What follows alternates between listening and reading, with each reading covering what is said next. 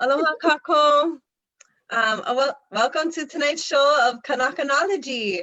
Tonight, we are so pleased and honored to have Uncle Earl DeLeon with us. Uncle Earl has spent many years of his life dedicated to the betterment of Lahui, and he's been very active in Lahui and protecting the rights of Kanakaoiwi. And so I'm really excited tonight, Uncle Earl, to get to know you. I was just sharing a little bit earlier. I see him in so many of the videos I have to show my students in modern Hawaiian history.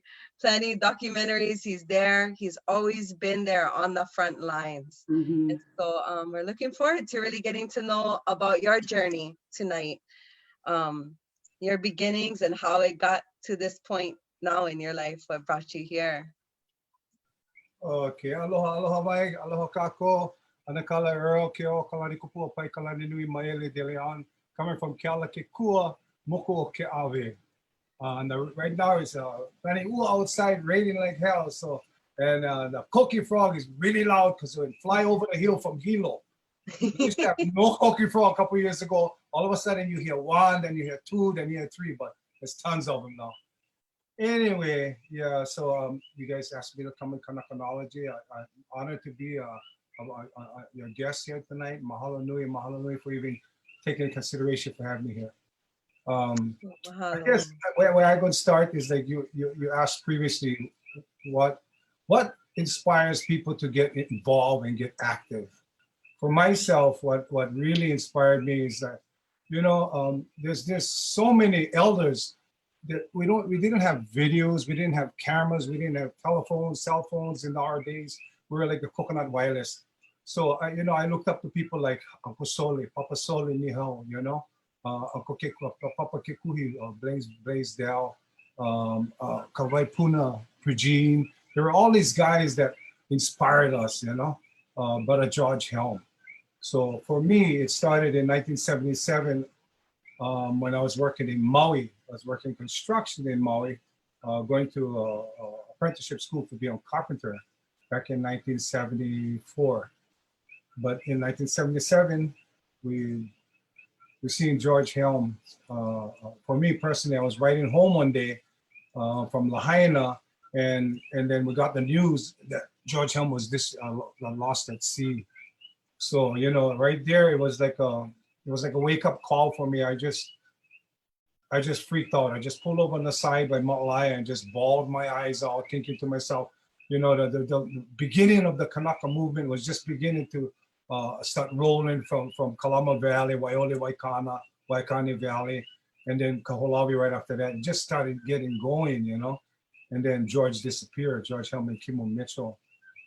But the day that they said that he disappeared, I looked into the ocean, and the ocean was ale all the way across from Molokini, from Makena, Molokini, Lanai, Molokai.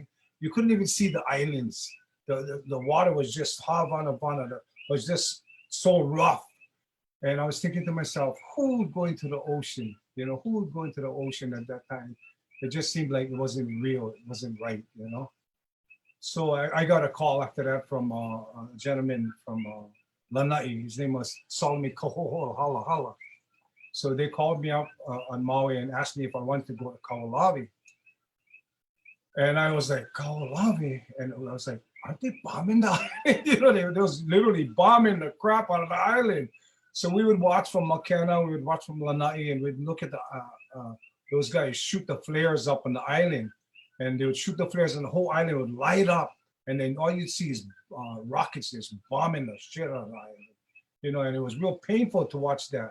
Just one after the other.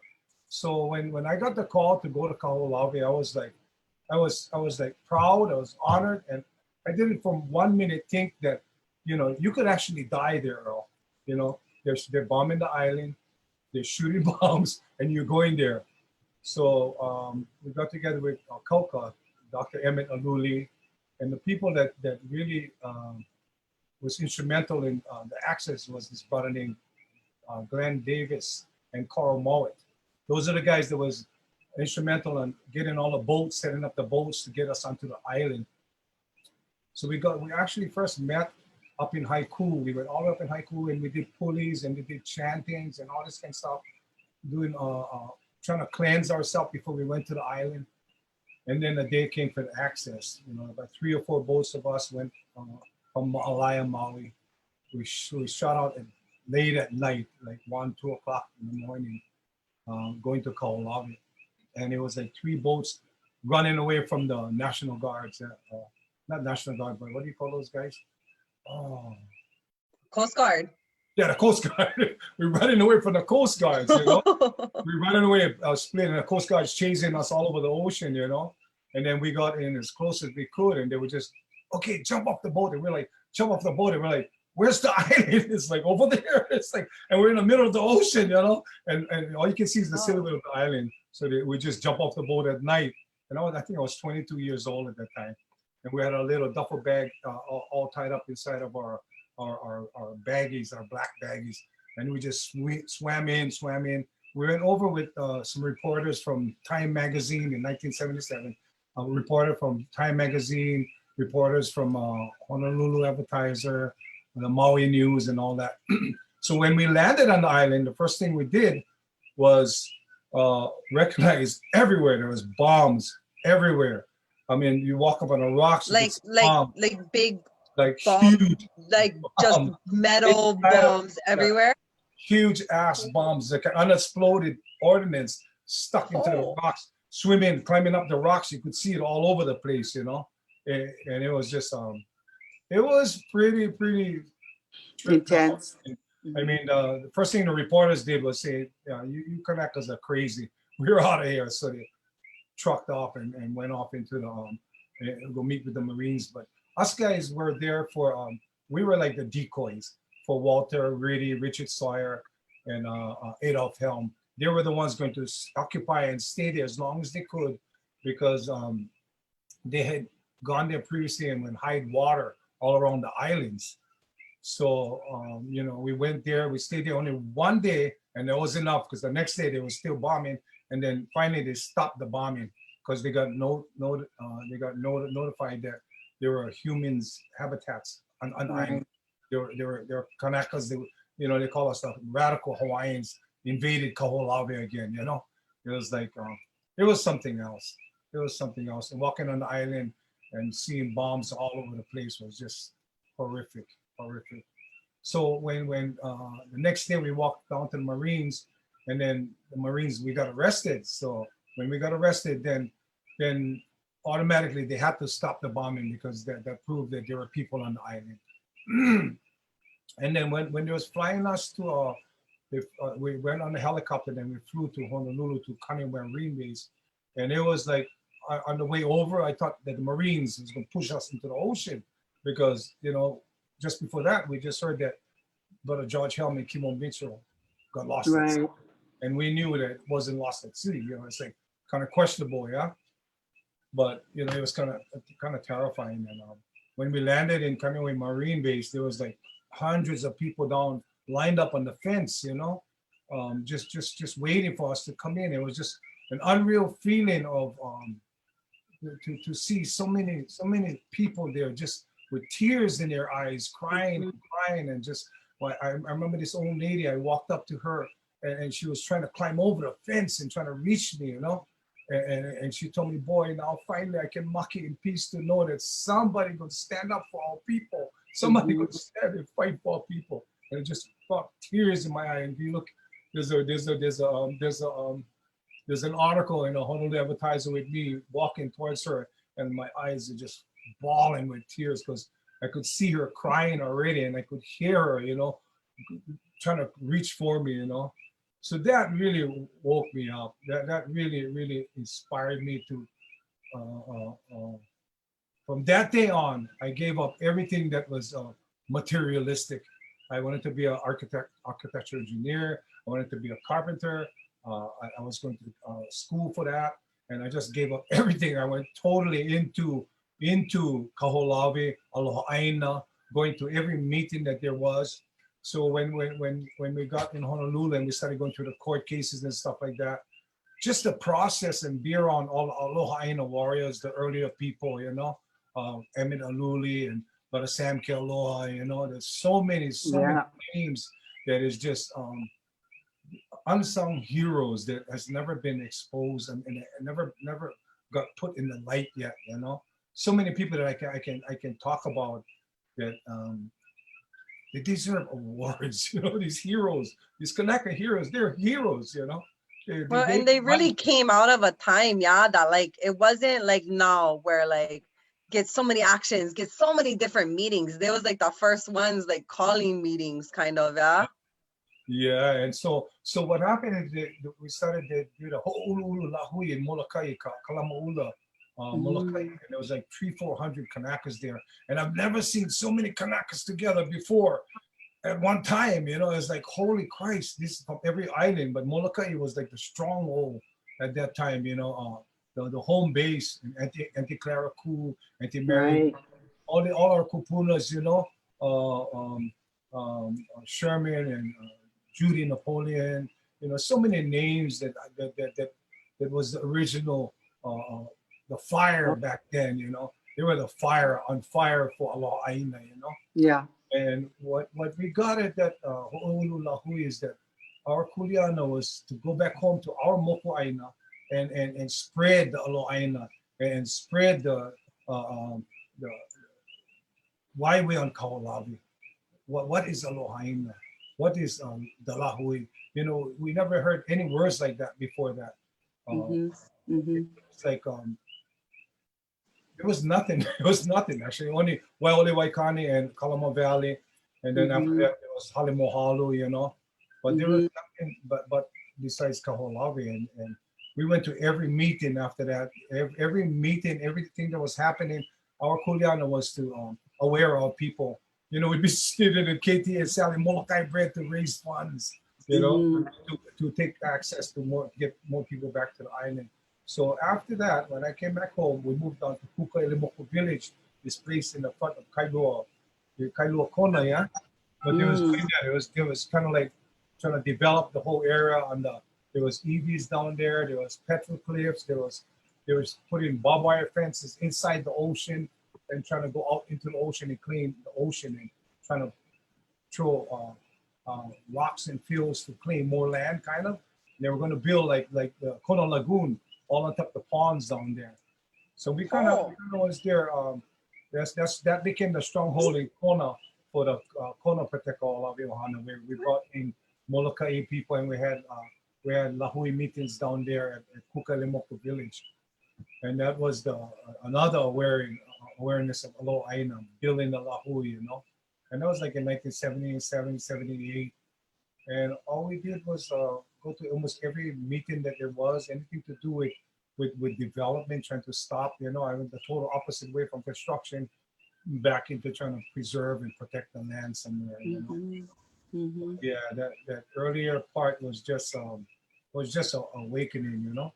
And we stayed out in Kalimoko village for a couple of years, building halaus, real big, out of ohia trees, you know, and just living down there.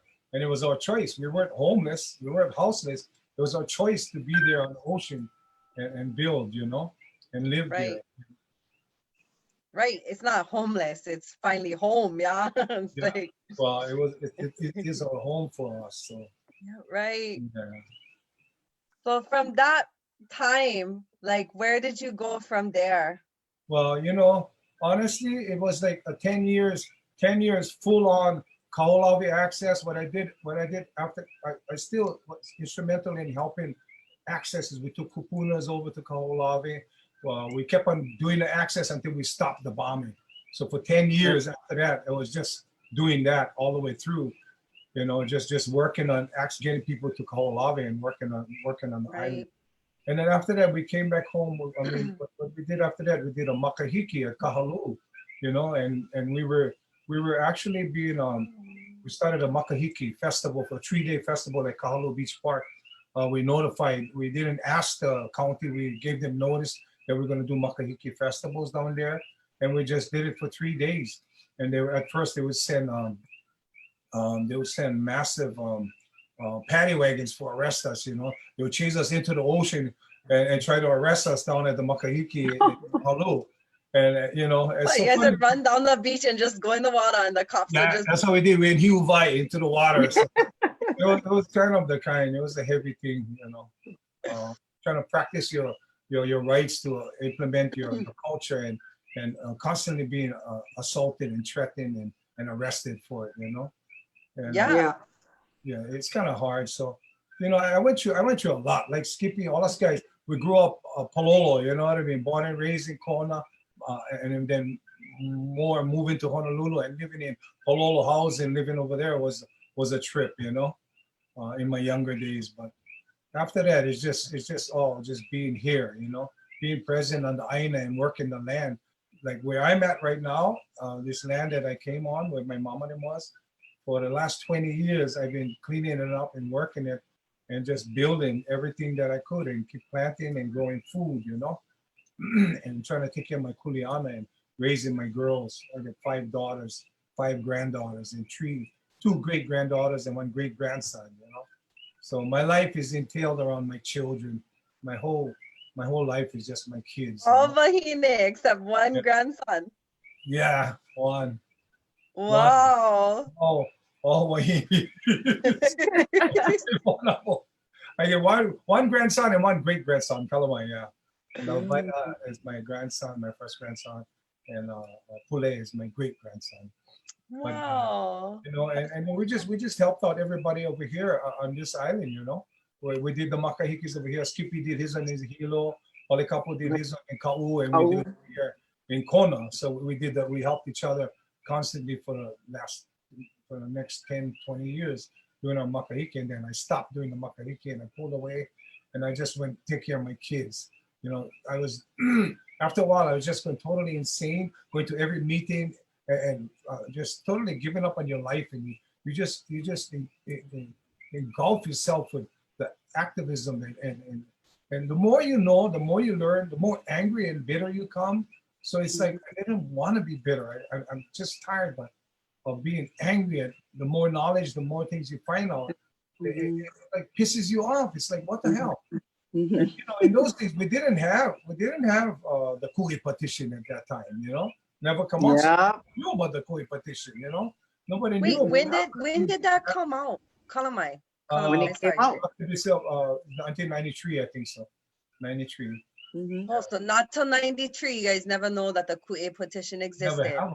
I mean, nobody knew about it. You know, I think Oh. 93 or 97.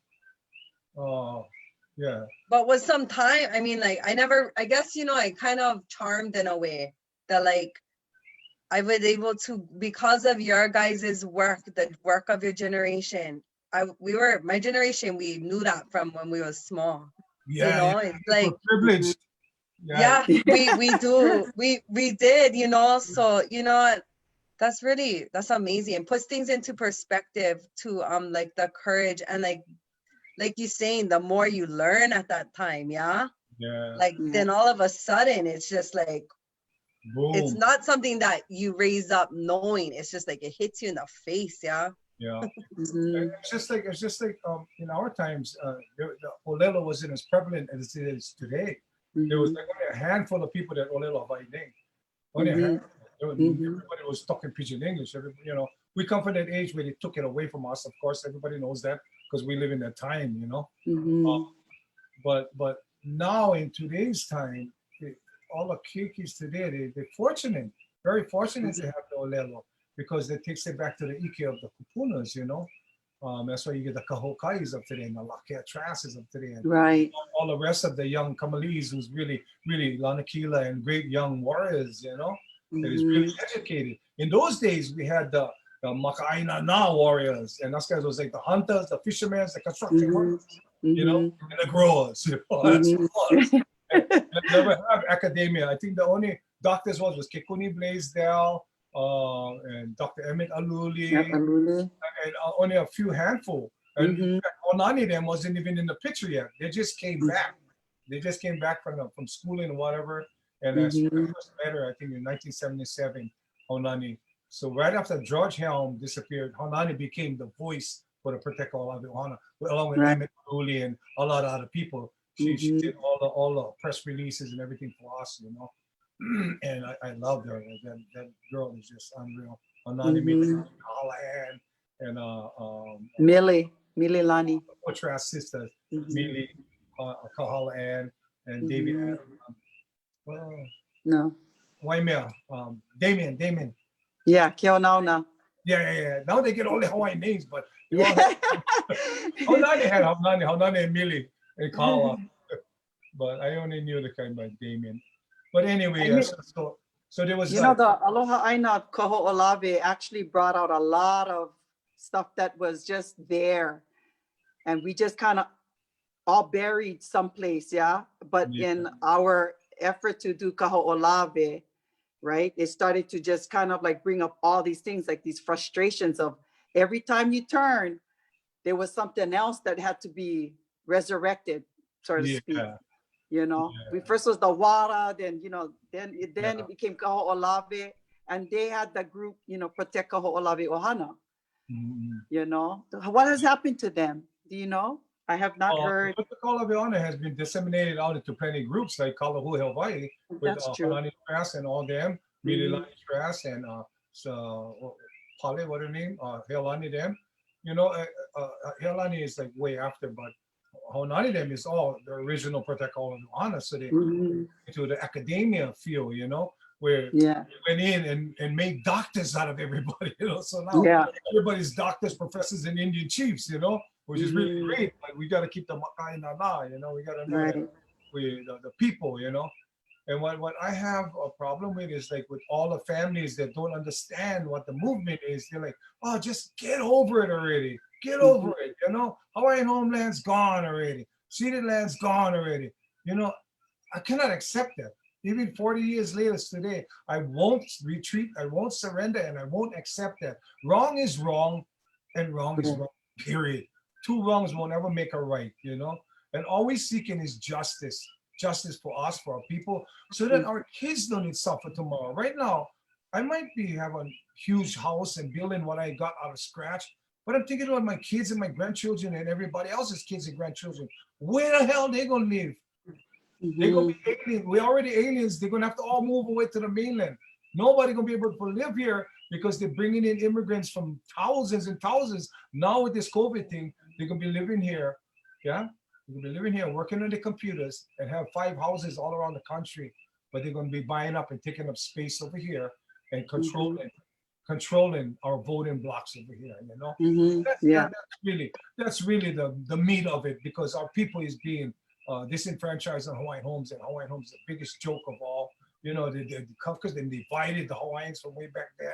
You know, my cousin, 46% no qualified to be the 50% is the native Hawaiian according to the American terminologies. You know, it's really sad, the divide and conquer tactic they used. Then they're coming back and manipulating us and trying to do one more time with this Department of Interior thing again, one more time on the whole.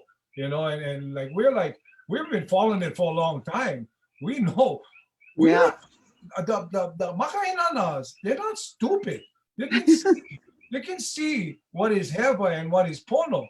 And for me, when that thing came up, I'm going to go into the subject of that because it really frustrates me. Because I know everybody wants to get funding, everybody wants to get education money, want to build something, want to do this. But the way to do it is not to acquiesce to the oppressor that do heaven to you and think they're gonna give you something good, because you're gonna get nothing. You're gonna get nothing whatsoever, nothing at all, you know. And we have to stand. We have to ku'e 24/7, 365, non-stop ku'e. And our kids gotta learn this, you know. And our grandchildren gotta learn this. And how do you do that? How do you do that? For me, it's simple. Just know who you are, know where you came from, and know where you're going. And where you're going, our people have to know that they have to get back on the Aina. They have to. They have to serve the Aina, like the saying says, you know, the land is chief and the man is the servant. That's what we have to do. You know, talking sovereignty is nothing. But eating, feeding our people sovereignty, like Daniel boy, they always talk about that. That one was for you guys. Anthony, yeah. Definitely. It's all about eating. eating, so make yourself pono. So what you eat is what you become, yeah. Mhm. That's what the Kanaka was. That's what the Kanaka is, and that's what we're going to be. You know, Mhm. How do we you gotta, find that balance, Uncle? Like you was talking earlier, at that one point, you get your 5 daughters, and then you gotta find that balance again, because like you're saying too, Kumo always get something. Yeah, it started with the Kaho'olawe, and then it was the Vai, and then it's the Eevee, and then it, and it just, Mauna now, and the Mauna, and it continues on and on. And so how do you find that? How did you come to find that balance with yourself so you don't go crazy, Uncle? well, to keep our sanity, we have to remember that akua is the main sauce. Akua. We have a sauce. Some people call him Jehovah, Yahweh, Christ, whatever it is. Io is our sauce. We have a supreme sauce. And for me, the balance is to pull it, to pray. When us guys need help, and us guys need kukua, we call on our amakuas, we call on our higher, our kupunas, because they are Mhm. all around us. People may Mhm. not think so, but I can relate this with you. When I was in Kaho'olawe, at one time, at nighttime, I was walking, right? And I was on the edge of a cliff, and I didn't know it because it was dark. And when I walked up to the edge of the cliff, I did not know it was a cliff, and something told me to move back. Something pushed me back, and Wow. when I got pushed back like that, the whole cliff collapsed. Akua is my witness. The whole cliff. So I know my kupunas was there. They watched me. I supposed to have died 3 or 4 times already. And my kupunas and my akuas are there watching over me all the time. And I know that. So how do you find the balance? The thing is pure insanity sometimes to look at just driving around. Now Kailua Kona, I'm driving. I stay home every day and work on my place now. And all of a sudden I go drive down to Kailua Kona. Looks like it's coming like Honolulu, and it looks like it's coming like Maui. It looks like it's becoming so overwhelmed again that Mhm. it's horrifying to see 20 years from today for us, because Mhm. I don't see, if we don't stop this right now, if something doesn't happen, we're going to be so overwhelmed. We're going to be so pushed up out of here. We're going to be so voiceless. We have to kuye and do something and stop this, And I march, yeah. I go into the marches for one thing, to stand, with our people, to be with our people, to crawl and walk with our people, instead of behind makabake in a limousine somewhere, I'd rather be in the roots with the people walking every single time we can, side by side with them, Mhm. and it's hard to find the medium.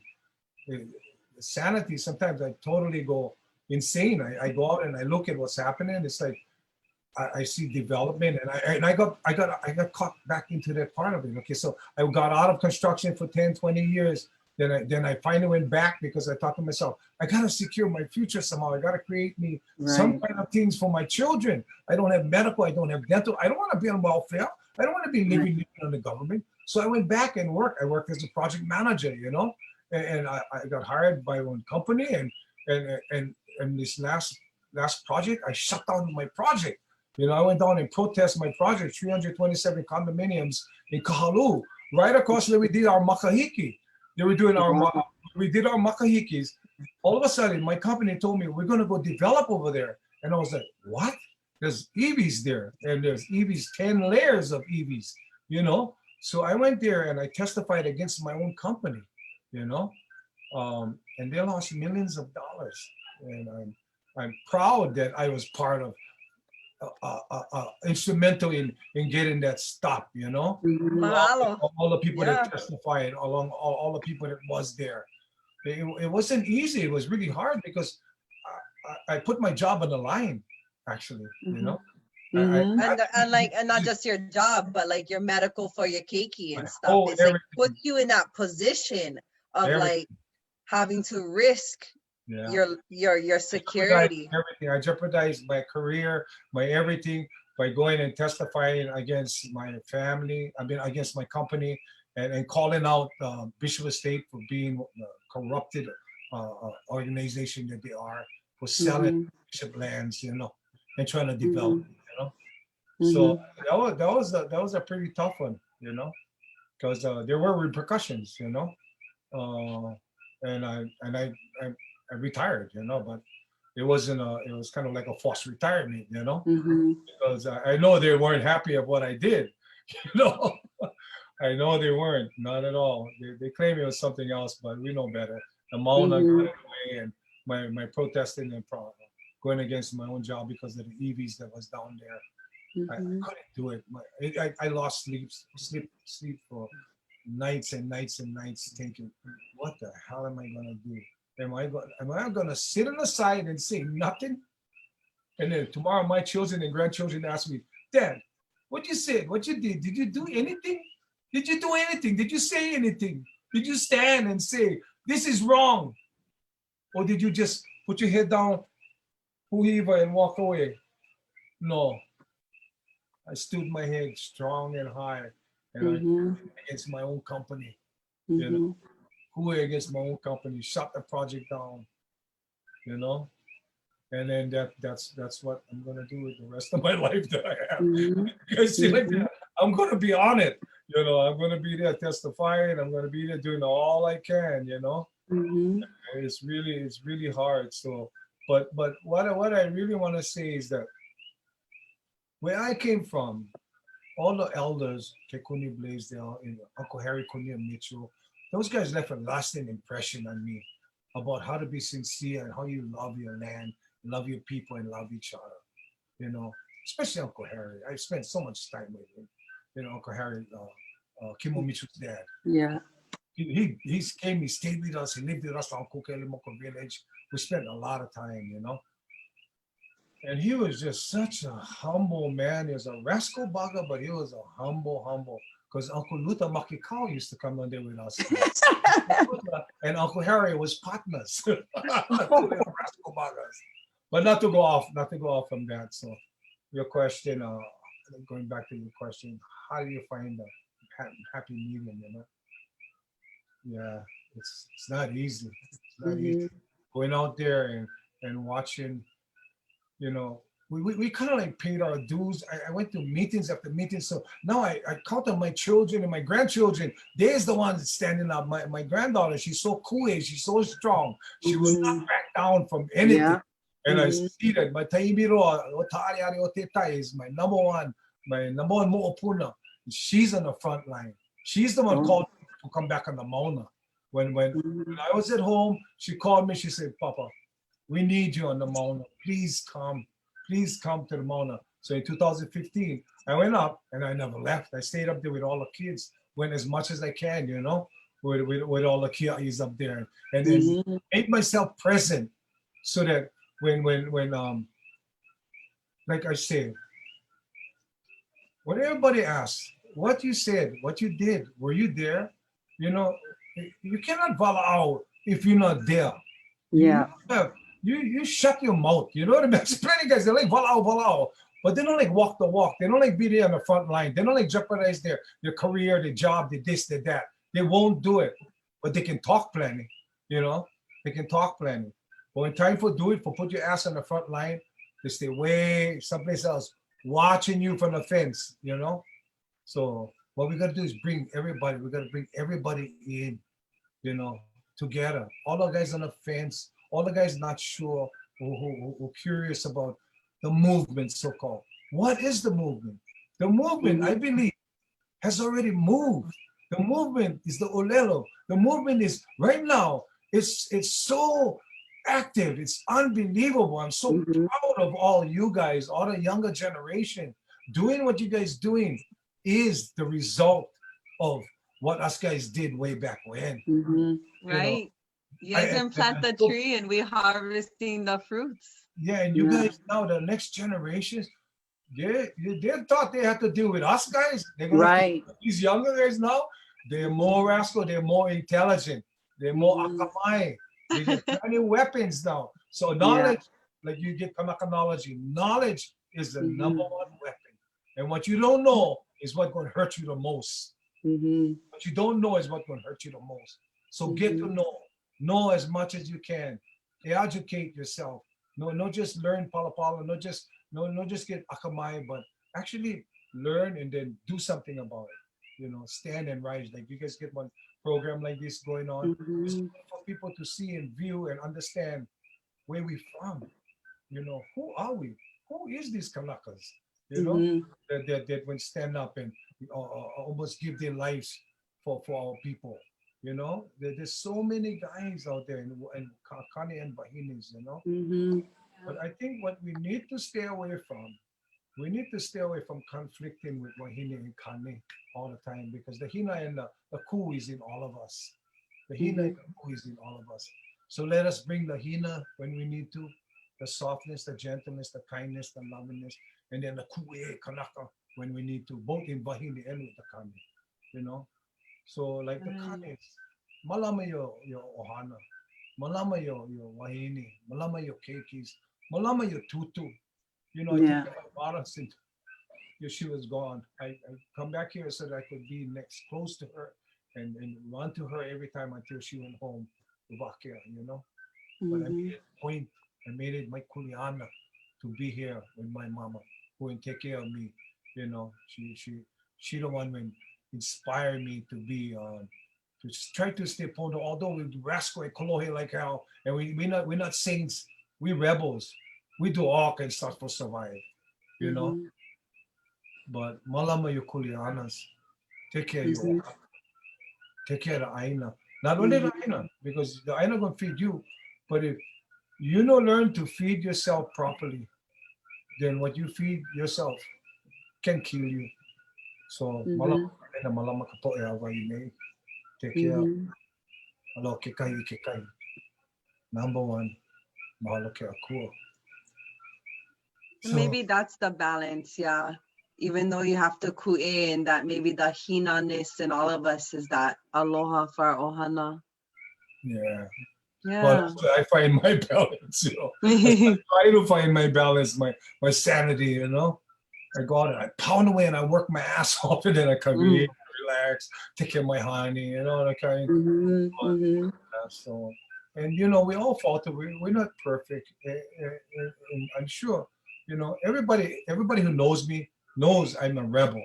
I'm like Skippy. We went through the shit, man. We scrap every freaking day. It was our way of life, Robbing houses was our survival, It was like Robin Hood. Okay, Robin Hood, you watch Robin Hood. Okay, you can take for the rich, you give to the poor. Who's the poor? Us.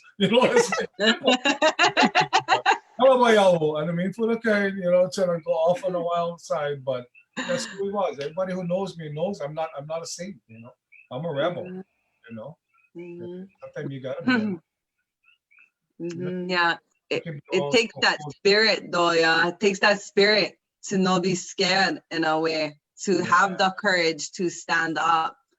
Especially, you think about like risking your career and doing these things, and to resist the system, like really resist what the whole concept of what they was doing, what they continue to do. So I'm curious, like now, the Mauna, they're still making efforts. They're still talking about it in the ledge, making all kind things, like, as Helani was saying, they're still talking about it, and it's not necessarily the right thing they're talking. Yeah. But, what other kind of things, what do you think is gonna take in the Mauna situation? You want to talk a little bit about your time at the Pu'uhuluhulu? Oh my God. Yeah, I spent 8 months there, lived there, right inside of the Pu'u. First and foremost, before anybody talk about the Mauna, anybody talk about all that kind of stuff, the universe, he listen, he hear, yeah? What you put into the universe gonna come back to you. So I keep putting, I see you on the Mauna for a whole lao lea. I see you on the Mauna for Kanakapila. I see you on the Mauna for go give ho kupu. I'm not gonna see you on the Mauna for go through that same thing again. I'm gonna put it to the universe and let the universe take care of the positivity. If we send positive energy into the universe, it'll come back to us tenfold. But if we keep talking about the negativity, talking about what they do, because they will do nothing but corruption. The whole thing corrupted from the beginning to the end. Every time we on the mountain, they find one rule to another rule to another rule. And if they don't have enough, they go make new rules. They go to court to find out, Judge Bar Trauma, okay, you cannot do that. It's unconstitutional.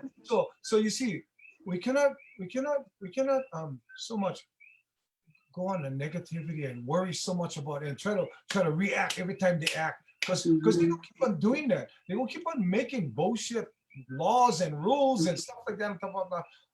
The scariest thing what they did now is they created a new law. They're gonna turn us into terrorists like they did at Standing Rock. Okay, I went to Standing Rock also, but they're gonna label us guys as terrorists because of the protesting. They're gonna call us protesters. There's gonna be another level of not gonna be protesters, not gonna be protesters. They're gonna put us into a terrorist group, you know. And that's the scariest thing.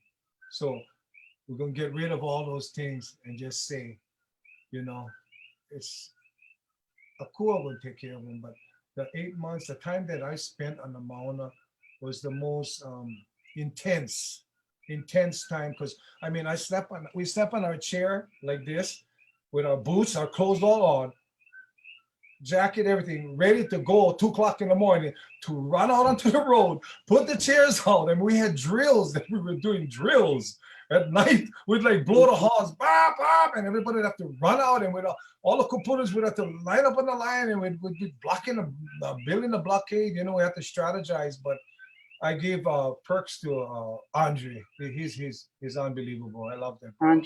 Andre, yeah, he's one of the most for passive resistant education, you know, unbelievable.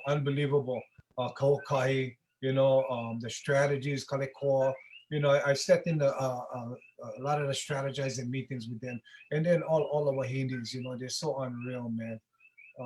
You know, it was scary to think that any minute they could have come in and raided us and arrested us and do all kind of wrong stuff to us guys, but we had no choice. We had no choice but to be there. We had to be there because nobody else was there. So we had to put our okoles on the line. We had to stay there. I look at Antipua, them, all them guys, all this old Kupunas was up there. I go up in the Kupuna's tent every night and go look at these guys, and they're all curled up in the cold, you know, and raining like hell, and everybody's freezing, you know. And I think to myself, why does our Kupunas have to be on the front line freezing their ass off to fight for and protect a culture and a heritage that we have our freedom of religion right to do already? Why are we still in the year 2020 going backwards in protecting our rights to practice our own freedom of religion? It's because the corruption of some people, this crooked government, will never, ever give the Kanaka his rights to who he is, what he is. Because as long as you are who you are as Kanaka, as long as you stand, they won't accept it. They will always like, okay, what happened is I got a call from Mitch Rock to talk. He wanted to ask me about the Mauna, right? So he asked me, we had a good conversation with him for about an hour. He asked me, what can we do to have a resolution? What can we do to have a discussion? I said, well, there is no discussion until we discussing the fact that you cannot build on some place that we already told you not to. There's no discussion. All of the discussion that we can have is when you're going to remove everything on there, and when you guys going to take the barricades off the road, and when you're going to realize that that road belongs to us. And you would actually kidnap our kupunas in their front yard, you know? So he, you know, he was like, but we need to get a medium. We need to convert. We need to have a conversation, get into a dialogue. Well, for me, I tell him straight, there is no dialogue. You cannot discuss. I don't want to come to you and tell you, okay, can you come to church today? Or you cannot go to church. I cannot tell you that. It's not a discussion. If I go to the Buddhist temple, I don't get discussed with the Buddhist what he gonna do in his prayer. Mm-hmm. Until they recognize that we are a people and we are the host race and we are the beginning and the end. Mm-hmm.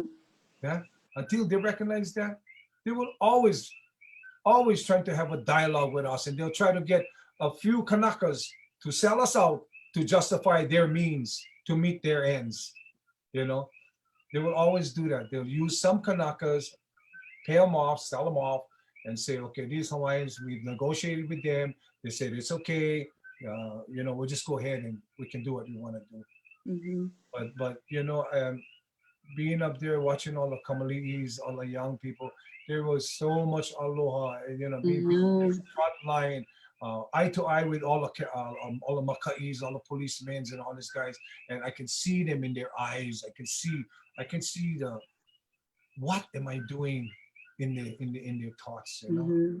I can feel it from them. They know that they're doing wrong because they go home and their granddaughter and daughters are scolding them, you know, telling, what you guys doing, Dad? You know, and plenty of the cops are coming that way, you know, because you know, family, they're all family. They're our family. So, you know, the time there, the sacredness, the 3 day, the three times a day ceremonies brought our people together like it's never done before. And Antipua, Antinoinoi, and Antipua Kanakaoli, all them, you know, it's just unbelievable to another level. I've met all the kupunas up there, all the kahus, all the kumus, that they're like world famous people sleeping on the Alanui, sleeping in the Alahulu kupuna, you know. I look at them and like, oh, Kelly Rachel. Oh, hey, how's it, bro? Oh, but no, hey, how's it, bro? Hey, I gave one necklace to what's his name, Bob Marley's son, Damon Marley. I was like, wow, you know, I'm just so honored that, you know, there's all these guys there, but it's not a movie thing. It's for real, and they all felt it and they all know it. It's the rise of the Aboriginal people all around the world to take back Mama Aina, you know. Papahanao Moku, our Mother Earth, you know, to Malaka, Mother Earth. So this is good, bringing to the rise the Pico o Mauna Avakia, you know. For us, we know that it's a Pico to the Akuas, yeah. And until they can realize this and understand this and know that they have to respect and honor the beliefs and practices of the host race of these lands, we can never have a discussion about how we can compromise ourselves to satisfy you. There's no room. There's no room for us guys to say that we're not Kanakas 24/7, 365. We can be happy and make you happy and be sad inside our hearts and sell ourselves out and tell you, go ahead, go build what you like build, but do what you like do. You know, it's my heart to watch that. Even on the beaches, I go to the beaches, they get these things called dusk to dawn. What the hell? Dusk to dawn, and they close up all the beaches. Now, that's the mind check. All my life, we go catch crab. 2 o'clock in the morning. So we go to the Pokani night is the darkest time of the night. So the crab, when you shine the light, he don't move, and you can run and catch, you know. So they're denying our religious rights everywhere. That's our religious rights to go and do practice, to go get our food, because they've done it for thousands and thousands of years, you know. And it's like, oh my God, it's everywhere. So I don't want to deviate, but back to the Mauna, you know, there was so much education there at the Pu'ulu'ulu University, so many great scholars there. You know, I have to say that I was just so honored just to be there, just to be a participant, you know, be on the front line with everybody. And I love each and every one of them. It's like, oh my God. I see them and I walk by them and my heart just goes, I love you, man. I love you. Yeah. You know? Good to see you here, you know. And people I never see forever just came out of nowhere. People just coming from nowhere. It's like, holy Christ. It's unbelievable. And the organization skills of everybody that was on the committee, the organization committee up there, It's just unbelievable. It's unbelievable. Even to a point where I think it even surprised those guys that corrupted. They was like, these suckers, they're not just here today, gone tomorrow. They got this shit together. They're really organized, you know. Yeah. Because of guys like Andre and Calico and all them guys, Camille and every one of them, they're just there's just Kahia, the group Kahia, have done so much for us, Every one of them, all the people that make the shirts and hats and everything, the donations, it was just unbelievable, Mm-hmm. unbelievable. And I think people felt that from all over the world, because people that came up there, they didn't want to leave. They came, they was like, okay, I'm staying here, Mm-hmm. Right. all the way through. It was like really, really, really, really hard for us to leave the mountain. In fact, many of us never like leave. Some of us are still there and they won't leave, until the barricades are gone. So back to your question about about like what Healani and them was talking about. They keep making new rules and they try to pass them to the legislature and always trying to do something heavy to make it okay for them to go back and just come up there with force again. But we have no place to go. This is our home. This is our house. And when you come into our And those house, are our akua up there, That's Koliahu, all the wahine wahine goddesses up there, all the deities up there is all our Right. akumas. And Mhm. that's what I shared with Mitch when I talked to him before he was just running for office. And I'm curious to see what they're gonna do. And you know, um, it's like you don't want to premeditate your own demise by keep Mhm. talking negative and saying that they gonna come. Mhm. I gonna say Right. they're gonna go. They're gonna go. Mhm. Actually, they're gonna Right. realize, hey, this is a waste of time. Man. We better get the hell out of here. Chile is already Mhm. faster. They got a bigger telescope over there already. Mhm. But we know it's military, so there's plenty of secret decaying up there that they're doing. It's not just a telescope, and that's why they're fighting so hard. Foreign countries over here on our mountain, how the hell Mhm. allow Mhm. something like that? Well, what's your Yeah. thought? What would you think? If a foreign country would come into I mean, for them, if foreign countries go into their territory and build something on there, they'd freak out too. Oh, You know? yeah. It's obvious. It's real common sense, but I understand what you're saying, Uncle. And that's so I think I really appreciate that Ike of don't freak out every time. Yeah. Like just gotta keep doing what you gotta. You know what the funniest thing? Yeah, I look at cities in public on the kind, but we It's know Facebook Live, man. It's kind of public. I know. I'm not saying, but we get connections, all over the place. We're kind of well connected, yeah. So every time they would go like, they're coming. So one time they told us they're coming with the Hueys. They would come with the Hueys and they're gonna come Right. over there. And then we got this. I got this from who is the officer out there? Lilo Kamakau. Yeah, these dummies. They was gonna try to come over there, Honolulu, and put two Hueys and come above and repel the guys from the air into Hulu to push us out from inside. So Lino is telling me this. Donna, I told him, are you guys crazy? All the tents gonna fly up into the helicopter. What, you guys military? He's like, I love Lino. He was doing his work, but Mr. Kamakau, I get great respect for him. I'm just thank God it was him there and nobody else. Because he made a big difference on the final results. And he's a true-blooded. He did his work, what he's supposed to do, the best that he can, but he was up against too much love, too much allure. And they don't know how to fight that. They know how to fight hate. They know how to fight anger, but they never know what to do with love. Yeah. Yeah. There was miscombobulated. There was discombobulated.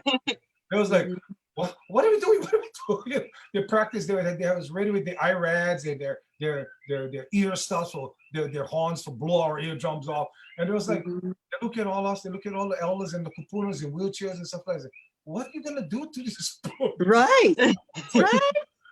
They're not radicals. They don't have arms. They don't have weapons. All they have is pure aloha, So like, they didn't know what to do, and we have to stick with that. That is our weapon. That is our weapon of choice, kapo aloha. You know, everybody go, kapo aloha just has made up. No, the queen told us that way back then. You know, that's why she would stand down. That's why she did what she did. She is the true essence of kapo aloha. So, I oh, it's no more kapo aloha. Well, what is that? No, no, still, look at the Hawaiian dictionary. Well, couple is one thing, aloha is another. It's real simple, you know. The result is the mauna. What happened on the mauna, you know? So were you wow. guys there? I'm sorry because there were so many people. Were you guys there? You were I there. was there. My keiki, I had plenty kuleana and vo kanaka as well, so I couldn't go as much, but I would just go and drop off You and were hold there at the arrest. pupu, and Were you guys there at the day of the arrest? I was there the day before. Oh yeah, okay. The Yeah. days before, but that day I was at home watching on Facebook Live Yeah. and crying and chanting and probably throwing off my neighbors, but that's okay. But you know, Uncle, but I know, and that's how I know you is from in any activism, any action I've taken, I always see you there. You're always there on the front lines. Yeah. Yeah, you and like, you know, you always and I just want to say that, like, you know, when when you say you see everybody over there and he fills your heart, you know, you fill our hearts too. Yeah. Make us feel safe, and you're so strong, and you. That's why your granddaughter. I know that's why your granddaughter said you got to come back up to the Mauna, because you get that Yeah. honor that brings that security, and that kind of, you know, there's that real joy up there. Yeah, it was kind of exciting. Like everybody was so happy. Like, here we are, you know, and like, it's almost a bummer now. It's boring. yeah. Well, that's the first wave. The other wave is coming pretty soon, and this whole thing is, you know, they're getting ready with the legislative committee that they're putting together on that end, and yeah, Helani was voicing that. Yeah, sure. But you They're know, already passed Uncle, new kind of rules and stuff like that. They're trying to set up a group of, you know, those guys, the Hawaiians that will acquiesce to what they need. You know, the Sam Agong and all these guys. You know, and it's really sad, but you know, I don't like to say names, but you know, you gotta call people who they are. You know what I mean? If they're there to do wrong and ever to us, voice their names, tell them who they are, blast them on right, Facebook, blast them everywhere, so you know who is who. You know, right. you know who is That's Pono. the knowledge. Yeah, you know who is Pono and know who is Hava. You know, so when you see them around, you can just hold them accountable. And why? I like know why. Why would you tell people out for? Why? If you don't believe in it, then Hamau your mouth. how Hamau. about if you to them say, if you don't want nothing good for say, no say nothing. You know? Yeah. How No about? commit to that. You know? Yeah. Yeah, no say. We learned that from our kupuna. Yeah, because you know what? You have to honor your kupunas, and you know what? I can share one thing. Yeah, I think what happened up there is a reminder to all the kamali'is, the keikis, and the maupunas of tomorrow. Malama your kupuna, malama your elders, respect and honor your elders, because they're not gonna be around for too long. And once they're gone, you're never gonna get them back.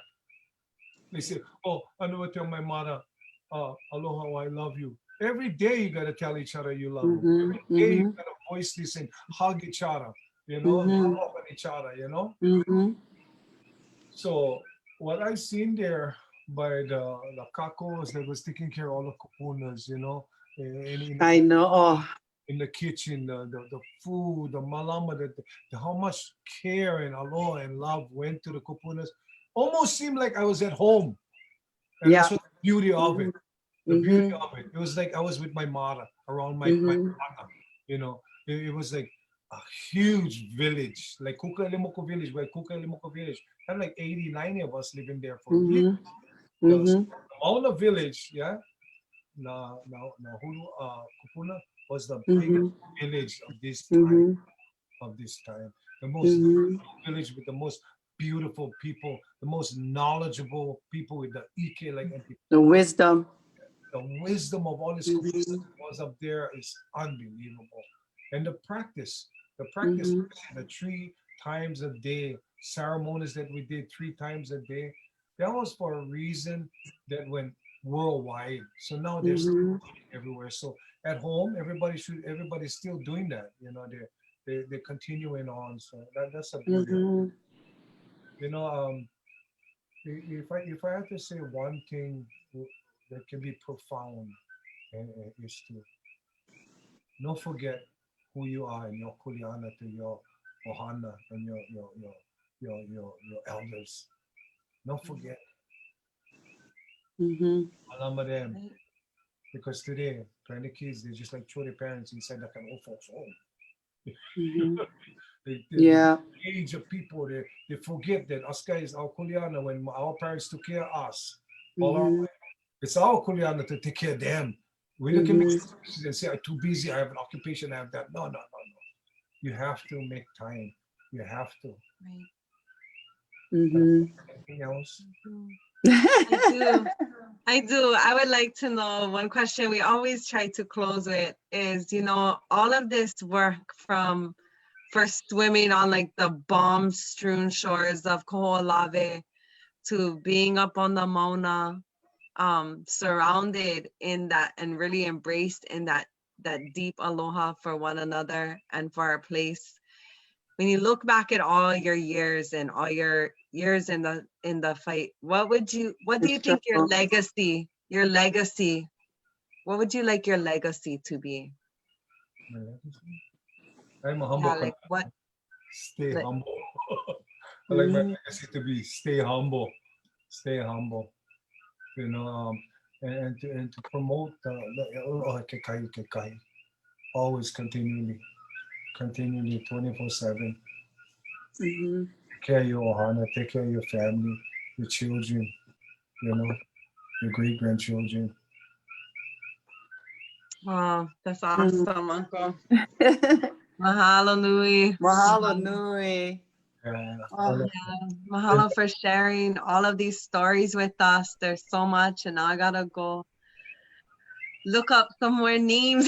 I can listen and follow up now because Well, I'll text you a whole pile of names of people that you can hook up to. okay. Yeah, I mean, Yeah. it's been the silent warriors that I know so many guys they won't even do this. I was like, when you asked me, I was like, I don't want to be on live TV like that.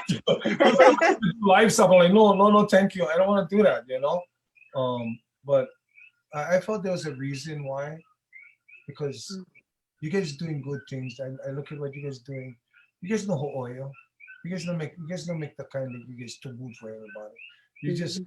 natural, humble, and just doing what you're doing best to spread the EK and Mhm. simple makaina na kanakanology. Mhm. That's the greatest gift you can give each other. You know, Mhm.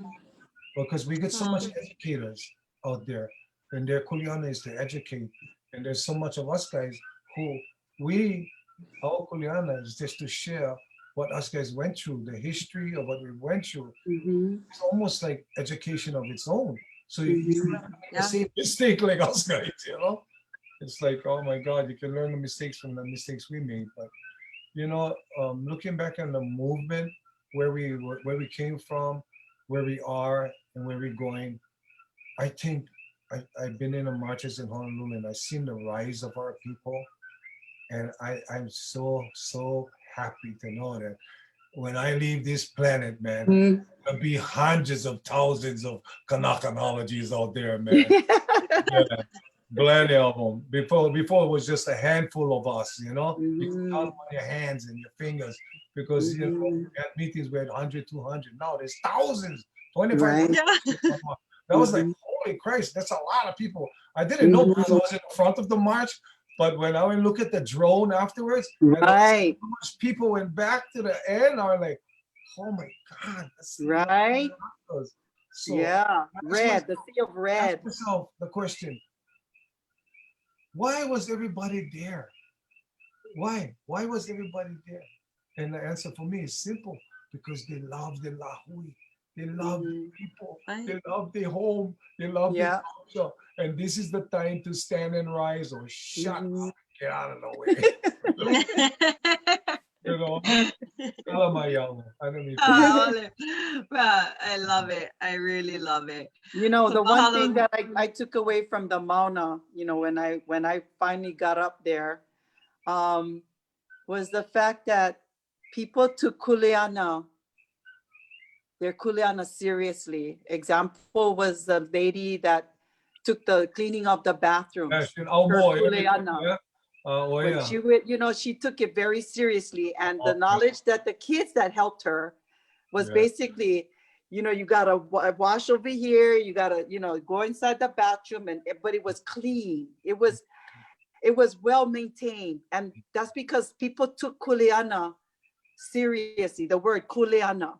Yeah. And no task oh, was more big that, or small. Yeah, no task was big or small, or thought of everybody walking around.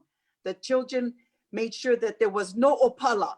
Yeah. So when the governor had said what he said, right? Funny. It was like, what we were doing as a lahui, whatever capacity, whether it was to just drop off food on the way, visiting family or something, everybody took that kuleana seriously. Yeah. And I just, that's what I take away from this thing, with Kaho'olawe, our strategies were different because the situation was different. Yeah. When we did the EV, the strategies was different. So when now the young people who are coming up and doing the strategies and making the courts responsible for the olelo, right? Yeah. Oh yeah, that in itself was like, it's historical. It's historical. Yeah, it's powerful. It's powerful because now the challenge is not so much thinking that what you say it is, right? Their belief is what we say is, and we're saying I think not. Yeah. Yeah, we think not. Not think not. We know not. We know not, and so therefore we no need listen to you.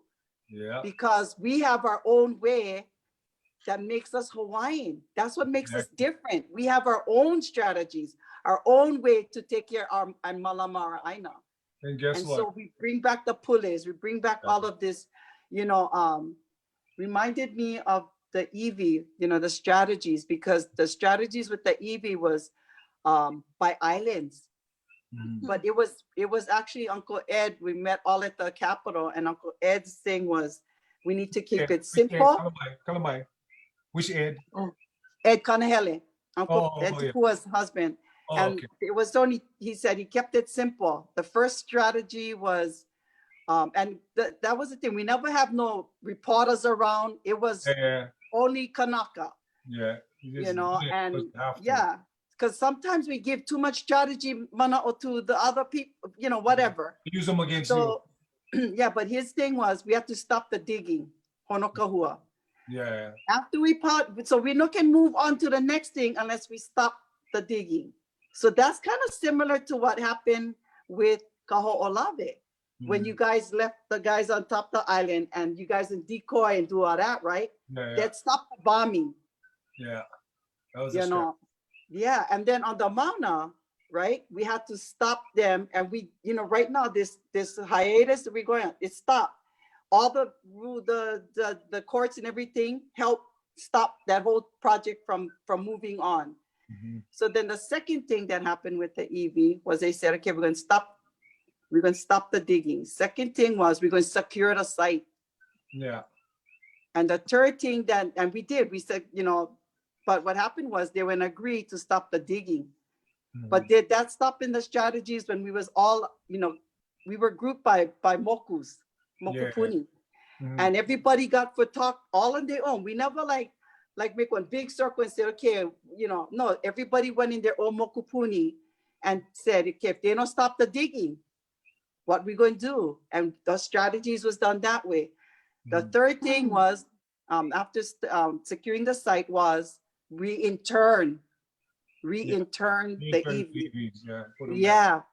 So it was very, very simple for them for all of us to even though when we broke up and we went back to our mokus, our minds was still on that 3 focus points. But the other thing that happened was our kupuna would show up in our dreams. Yeah. Remember it? I mean, and so like you're saying, up at the Mauna, gosh, that area, Vawakua, you know, Yeah. Vawakua. That's for our deities to be there unobstructed. Exactly. That's That's the why we meaning fight of it so that. hard. Nobody else has the right to say that but us. We the Yeah. host, nobody else is a guest here. They have to Yes. understand that we the host and they're the guests. Yeah. The guests But like at the open up same there. time, our Hawaiians, Yeah. you know, we also have to, everybody sit down and say, no, everybody come off that, come off. No, we're not going to use it as economic development, nothing up there, Yeah. because it's Vawakua.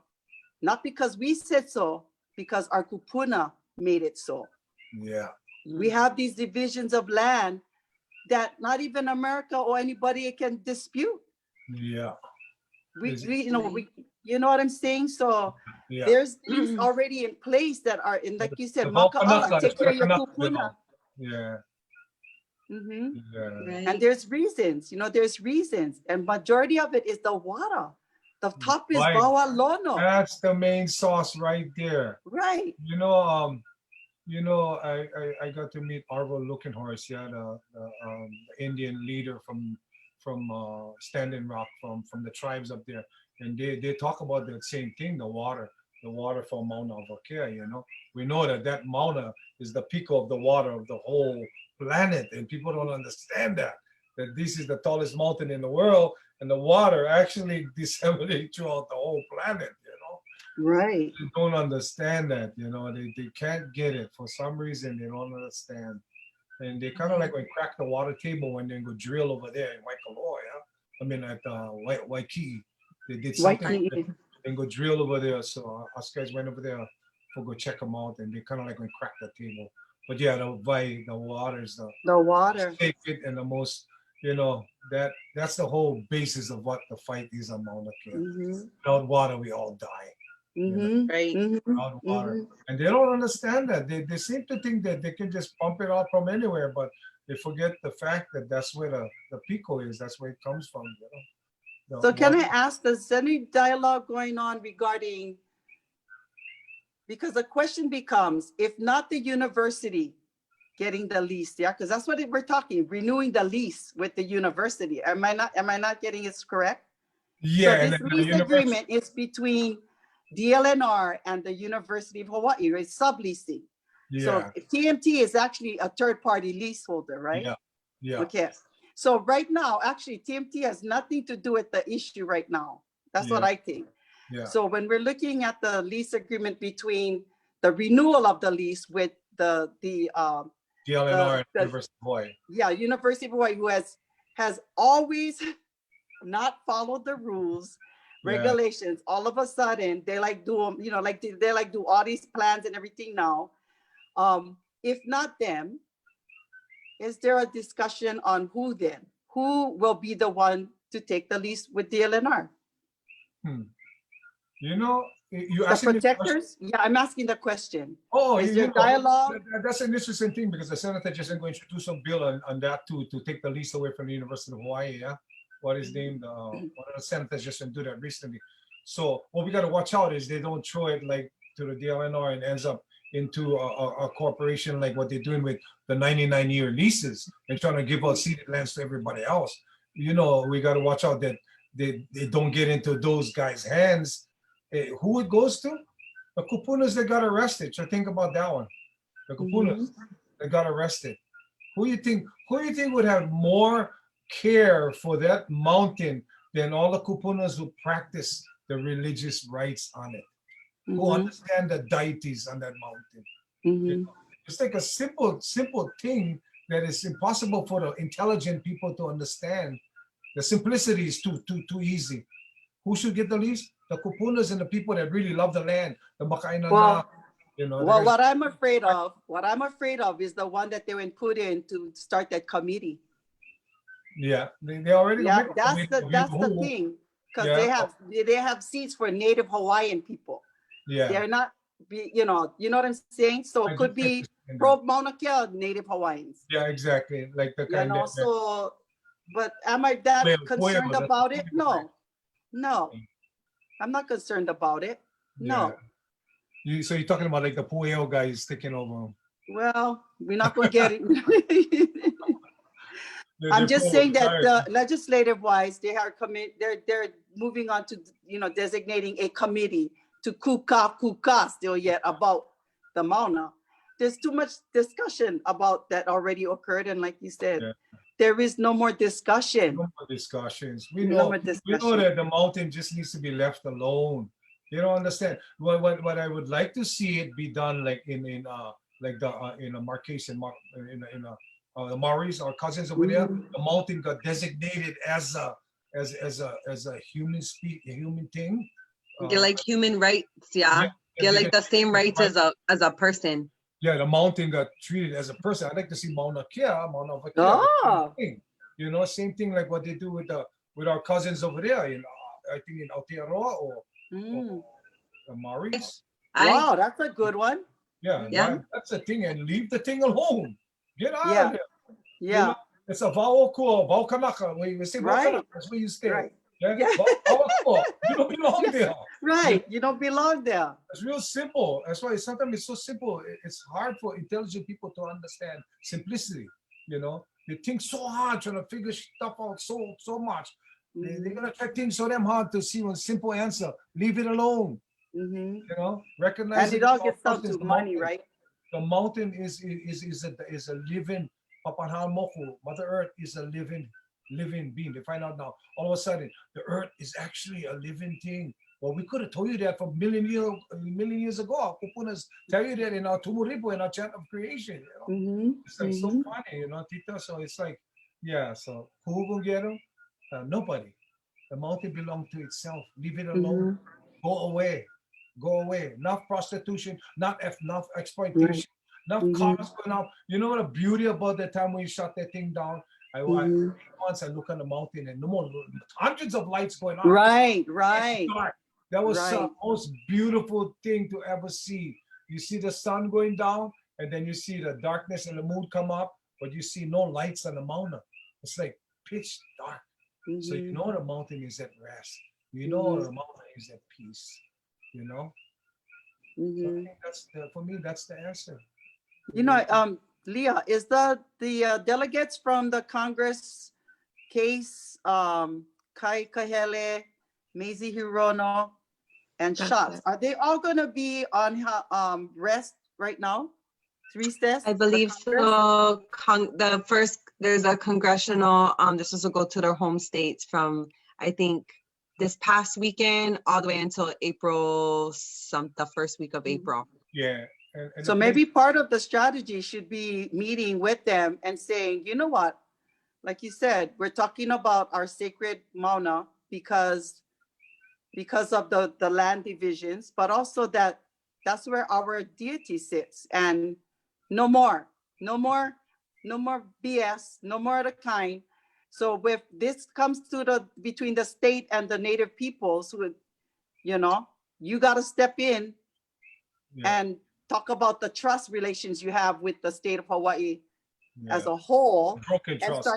The broken trust, and say, you know what, we don't need to have one big, powwow maybe. I don't know, but we need to get for study and over again. They allocate all these thousands of dollars to study the study of the study. Studies already. But also, when you think about the federal, where they put themselves in relation to indigenous people, so to speak, then the Army, the National Guard, actually becomes our peacekeepers. Exactly. Because we're questioning United Nations, because we're going to talk nation to nation. We're not talking government to government. We're talking nation to nation. And, so that's a totally different strategy of looking at. That's the thing for Keanu's side, and I just appreciate his knowledge. Kuleana. But like how you said, the maka ai nana do. Sometimes it needs to be told by the people, the many eyes of the land that have been the protectors of the land. And who the ali'is respected. They had to respect, because if you never got fed, Mr. Ali'i guy. But you know what? I like the analogy of what's his name, Umi Perkins. It was never a pie in the first place. It's a cake with 3 layers. It's a cake with 3 layers. So the American guys will make us thinking that it's a piece of pie, The moi's got half of the pie and this and that. No, the moi got half of the pie, but it wasn't on pie. It was on cake with 3 layers. There was the government, the moi, and the people. So no matter what pot went to the moi, the makaina now will reap off of that. He could go anywhere. But that's right. Another conversation for Umi Perkins, one of the most. Yeah. I is like that one of the one. names you're giving us? of the Rakayan, the land Yeah, division. drop that name. Drop that name. Came in already. Did you talk to Umi? No. Oh, you gotta call Umi. He's unbelievable. I was watching his analogy of the cake and not a pie for the land division. See, I learned something very, very, very interesting. You know, and that's the beauty about these computers. You can learn so much today. My nana always asks, "What are you doing on your phone?" Or I'm reading stuff. I'm educating myself, you know. But yeah, that's the guy. Oh, thank you so much. Really appreciate you coming on and sharing your mo'olelo, because that's part of the to me the process of us communicating too. Yeah. You know, sometimes we need to do the mo'olelo in order to, you know, to really maybe move on from one square A to B, C, or like that, to hear the mo'olelo, and to actually now start writing that mo'olelo down, you know, or like using this method to get the mo'olelo told to the maka'ainan. The recording. Well, you guys doing what you guys doing is a great service to maka'ainan. Thank you so much. I know plenty of people like to watch Skippy talk this way. My brother is crazy. Colorful. He's very colorful. Oh yeah. My favorite poet philosopher. Very unique. Yeah.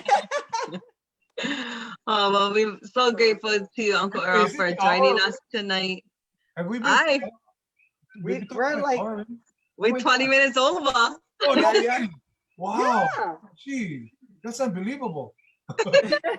Anyway, mahalo, ladies. Oh, we're so grateful for you joining us tonight and sharing all of this ike, and there's a lot to take away. So mahalo nui. Mahalo. Mahalo ke ako. Okay. First and foremost. Love you guys, man. Love you. See you guys in person somewhere when I come hilo. Okay. Bye. Guys.